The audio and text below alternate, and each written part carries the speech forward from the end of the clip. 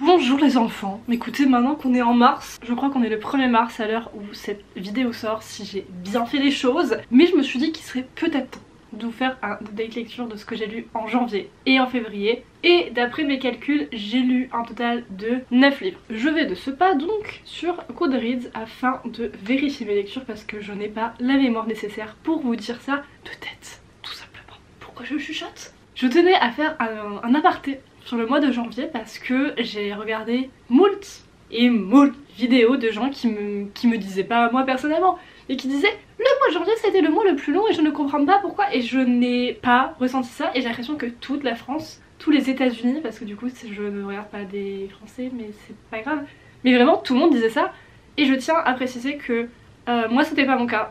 Personne m'a demandé, mais j'avais envie de le poser là parce que bah pauvre mois de janvier quoi, alors tout le monde lui envoyait de la sauce alors que bah il a 30 jours quoi, comme tous les autres mois.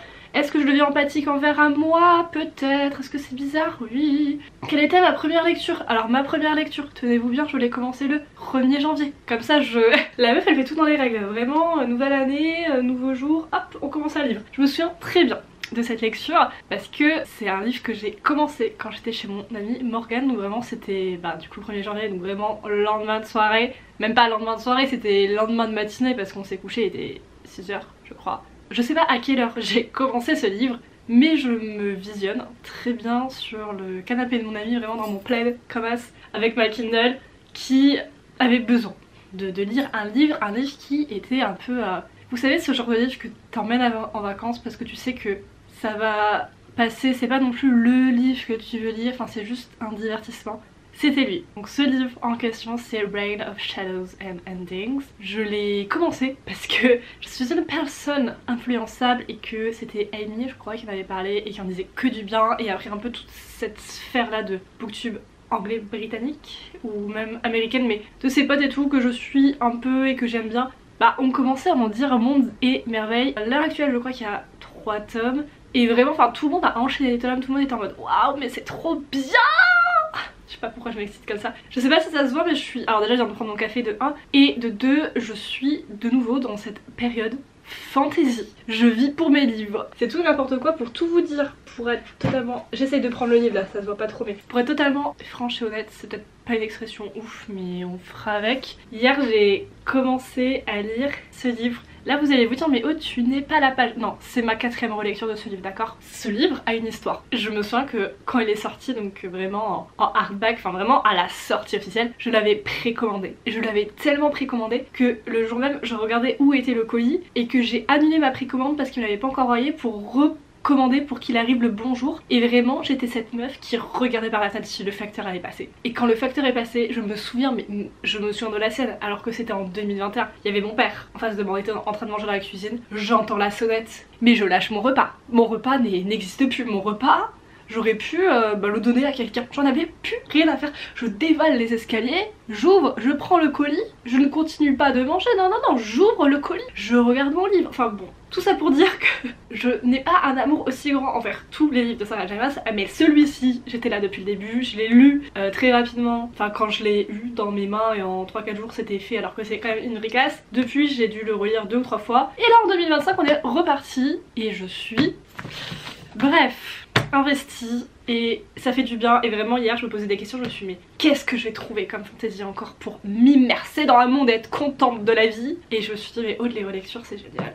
Et je suis en train de faire une relecture et je pense que ça va me relancer dans toutes les relectures que je voulais faire. Parce qu'il y a un moment, le confort, la routine, tout ça on aime. On aime. Ma psy me regardera me dire madame vous n'aimez pas la routine. Mais bon, pour cette portion de la vidéo j'aime la routine. Reprenons, nous n'avons toujours pas donné notre avis sur Reign of Shadows and Endings. Moi pour le but de ce que je l'ai lu déjà, c'est à dire du divertissement, ah bah ça m'a diverti. Vraiment en vrai ça faisait grave le taf, j'ai mis... Ah bah voilà, j'ai mis 4 étoiles. En fait je l'ai lu dans des tellement bonnes conditions, c'est à dire je l'ai lu sur le meilleur canapé du monde, dans le meilleur plaid, parce que Morgane avait des plaids vous savez où vous pouvez mettre vos bras là, c'est trop bien. Et j'étais devant sa télé et sur la télé j'avais mis une playlist de Villaris, Night Court, genre j'étais en vacances dans le sud chez ma pote, le petit plaid, le livre, la playlist, j'ai passé un bon moment. Maintenant, disons que quand j'étais dans ce truc là d'obsession de la série, que j'ai commencé le tome 2 je l'ai vite arrêté parce qu'il y a un moment c'est long. Pas non plus pour moi l'histoire de l'année, il y a des choses qui sont quand même assez originales dans le concept, que je vous ai toujours pas expliqué d'ailleurs. Je pense qu'à part si vraiment je m'ennuie ou que je me retrouve dans cette configuration de je suis chez Morgane, je sais pas quoi lire, je pense pas que je continuerai la série et je suis pas forcément dans cette vibe de oh my god c'est 5 étoiles c'est trop bien. Après je pensais aussi parce que c'est pas totalement mon style, dans le sens où c'est vite fait Dark Romance, bon, pas trop hein, je trouve, mais c'est un petit peu particulier la relation, comment dire. Ils se traitent pas très bien, voilà, la communication est pas très communicante et il y a eu beaucoup de choses qui ont été faites de façon pas très demandée hein.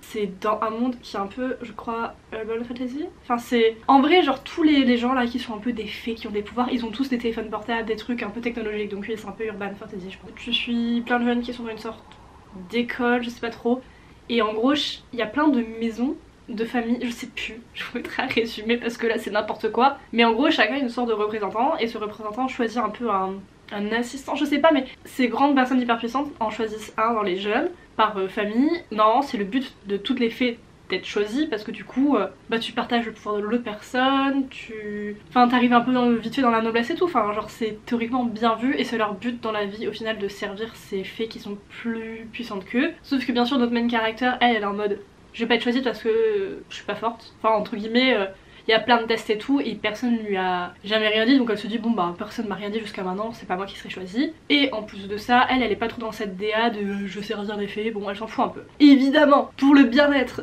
du plot et de l'histoire c'est elle qui va être choisie, il y a plein de trucs, moi ça fun, divertissant et tout. Après je pense qu'il y a des fantaisies qui sont beaucoup mieux. Quand j'ai terminé ce livre, dans ma continuité sur mes Kindle, j'ai repris ma relecture du Throne of Glass, donc j'ai terminé Crown of Midnight. Que vous dire, moi je passe toujours un aussi bon moment hein, sur mes relectures. Et vraiment j'ai l'impression qu'il y a cette règle dans la vie, c'est-à-dire que à l'heure actuelle, alors que vraiment bon Sarah J Maas en tant que personne elle-même, bon je sais pas sa plus grande supportrice, mais en tant que genre livre auteur, enfin sa façon d'écrire, c'est je crois que c'est littéralement la seule où j'arrive à faire des relectures et où ça me saoule pas. Vraiment bah jusqu'à maintenant je crois que c'est les seuls livres que j'ai relus. Après nous arrivons au livre que j'ai déjà mentionné un petit peu sur la chaîne mais de façon avec spoiler, donc cette fois-ci vous aurez mon avis sans spoiler. J'ai lu Iron Flame et Onyx Storm. Alors Iron Flame je crois que j'en ai pas trop parlé. J'ai pas besoin de vous faire un résumé, de toute façon c'est un tome 2 et tout le monde sait de quoi il parle. Pour vous donner mon avis, moi j'ai mis 3 étoiles. Jusque là 3 étoiles ça va. Faut savoir que moi For Fring le premier tome, j'avais mis 4,5.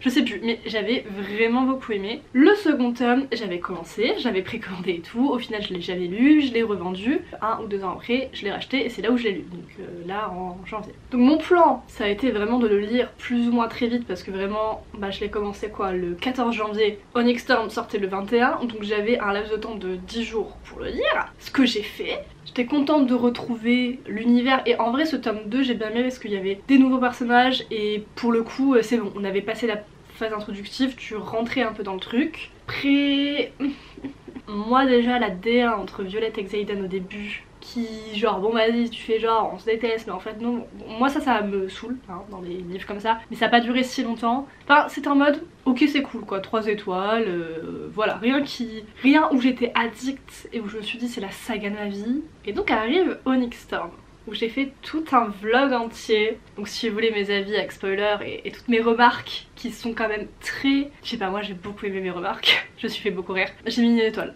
à Onyx Storm et ça me fend le cœur parce que je suis des meufs qui ne vivent que par Onyx Storm mais qui y ont mis 5 étoiles et qui sont en hangover de Onyx Storm.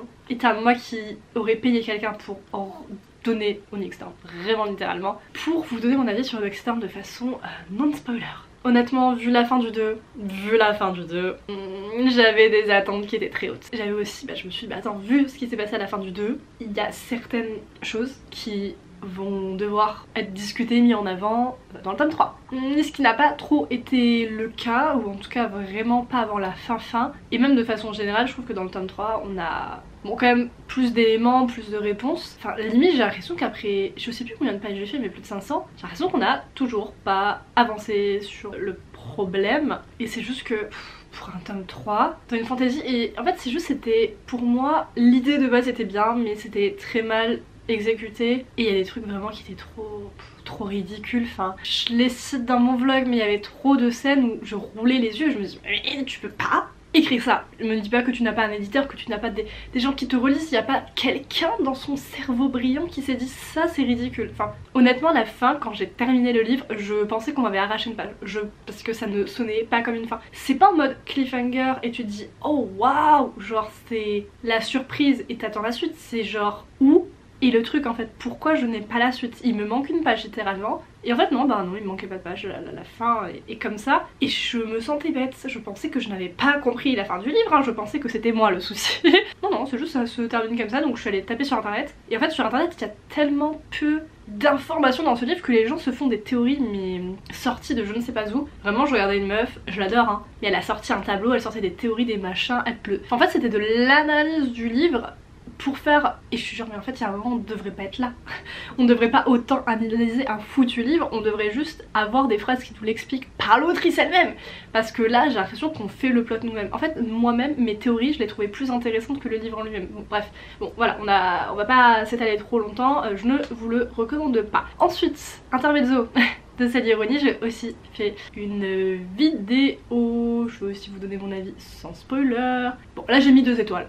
J'ai été un tantinet plus généreuse, ça va pas. C'est pas facile tous les jours hein, de vivre avec des humains. Reprenons mon avis sur Sally Rooney. Non, je vais essayer d'élaborer un petit peu mon avis, parce que ça c'est un exercice d'élaborer. C'est pour ça que de base je ne fais jamais de deck lecture, c'est que je m'exprime en onomatopée et pas avec des mots, donc c'est un peu compliqué. Pour moi ce livre, j'avais des attentes et pas d'attentes parce que de base j'aime pas Sally Rooney, mais c'est vrai que vu les reviews des autres personnes et tout sur ce livre et que ça a changé un peu de ce qu'elle faisait d'habitude, j'avais un peu ce qu'on a appelé l'espoir. Imagination. L'espoir a été vite évaporé, sachant qu'on a 2 points de vue de mecs qui sont juste 2 mecs ennuyeux qui font des choix vraiment très random et qui n'ont pas trop d'intérêt et c'est juste que pour moi j'ai vu aucune quasiment profondeur dans ce livre, aucun but, aucun rien. Cette ironie c'est bon, c'est assez pour moi parce que vraiment celui-ci ça a été un ennui mortel, je sais pas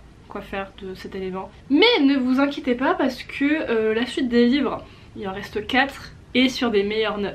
Nous avons Beartown à qui j'ai mis 5 étoiles. Et attention, là on passe sur un discours positif, joyeux et sympathique. Je sais que vous n'avez pas l'habitude avec moi, mais là on est bien. Beartown, c'est un livre que j'avais commencé sur ma Kindle, j'étais à 40% depuis mais la nuit des temps. Ça fait je sais pas combien de temps mais ça fait très longtemps. Et entre temps, je vous raconte ma vie. Mais j'ai pris un abonnement sur Spotify et dans Spotify t'as les audiobooks maintenant. Merci bien. Un jour, fais ma liste audiobooks, mais juste vous savez dans la liste, enfin en mode c'est ça que je veux lire. Et un jour je me réveille et je vois que Beartown je l'ai en mode je l'ai demandé quoi. Et je suis genre bah c'est bizarre parce que je me souviens pas avoir fait ça. Mais je me suis dit bon ben maintenant je l'ai, je vais l'écouter tant qu'à faire. Et j'ai commencé à reprendre Beartown en audiobook parce qu'un jour j'étais sur Paris, je sais pas, j'avais du transport et j'avais pas envie d'écouter ma musique. Et en fait bah déjà l'audiobook était trop bien et je me suis rendu compte que j'avançais bien avec l'audiobook et je me suis dit mais c'est sympa l'histoire en fait.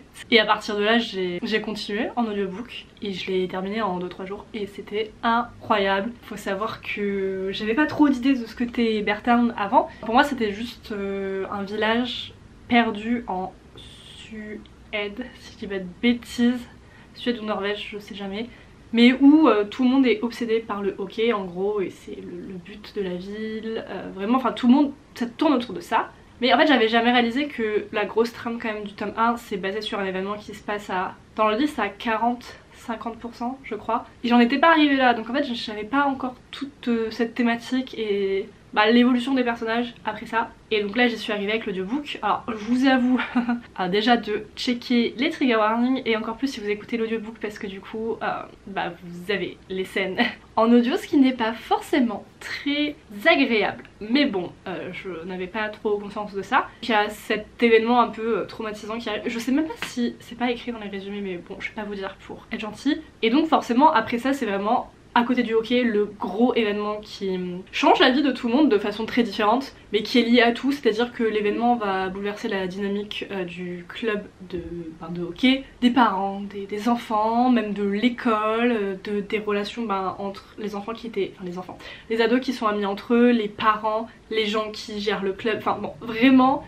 tout, littéralement tout est genre waouh explosé, et forcément la personne qui a vécu ça, tu suis son point de vue et je crois aussi le point de vue de la personne qui a fait ça. C'est ouf, vraiment j'ai trouvé ça ouf que... Et c'est là où je me suis dit mais ce livre est très bien réalisé parce que j'étais beaucoup plus accrochée que à sa ironie, alors que là tu suis quand même beaucoup plus de personnages et c'est pour le coup je trouve ça paraît beaucoup plus humain et profond, et pour le coup on parle de sujets importants et enfin pas sympathiques, c'est pas le mot, mais bon c'est vrai que je ne savais pas trop où ce livre allait, enfin surtout pour la fin parce que c'est pas trop une histoire où tu te dis bon bah à la fin ça va être réparé et tout le monde va aller mieux, bah non, ça c'est pas trop possible. Et la fin, mais j'ai réécouté je crois la fin du passage du chapitre de l'audiobook parce que vraiment bah en fait ça c'est pas une fin ouverte parce que de toute façon il y a une suite d'ailleurs, c'est un peu flou, enfin vraiment j'ai dû réécouter pour me dire attends est-ce que là la scène de fin il s'est passé ça ou on te fait croire qu'il y a eu ça, enfin t'es pas trop sûr. Et aussi il y a plein de...